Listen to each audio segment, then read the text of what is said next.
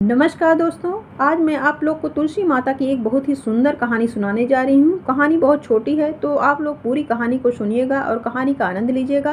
अगर हमारी कहानी आप सबको अच्छी लगती है तो लाइक और चैनल को सब्सक्राइब कर लीजिएगा। तो एक बार प्रेम से बोलिए तुलसी मैया की जय। बहुत समय पहले की यह बात है। एक गाँव था। उस गाँव में एक बुढ़िया रहती थी। उस गाँव की जितनी भी औरतें थीं, सारी औरतें हर रोज़ तुलसी माता की सिंचाई करती थी। सारी औरतें सिंचाई करके अपने अपने घर चली जाती थी। लेकिन यह बुढ़िया तुलसी माता की सिंचाई जब करने जाती थी तो यह बुढ़िया तुलसी माता से यह बोलती थी कि हे तुलसी माता, सबकी दाता, तेरा बिरला मैं सींचती हूँ। मुझे बहू देना और पीले रंग की धोती देना, मीठा मीठा घास देना, बैकुंठ का वास देना, चटक की चाल देना, 11 का दिन देना और कृष्ण जी का कंधा देना।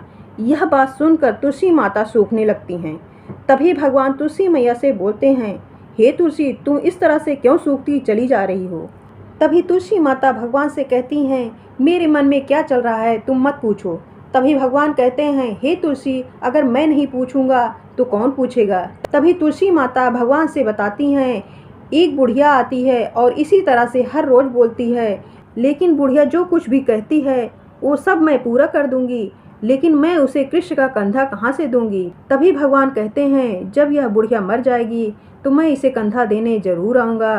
तुम बुढ़िया से यह बता देना। दूसरे दिन बुढ़िया मर जाती है। तभी सारे गांव वाले इकट्ठा होकर बुढ़िया के पास आते हैं। उसे ले जाने के लिए गांव वाले बुढ़िया के लिए तिथि वगैरह तैयार करते हैं। फिर बुढ़िया को ले जाने के लिए उठाने लगते हैं। तभी बुढ़िया इतनी भारी हो जाती है कि वह उठती नहीं है किसी से।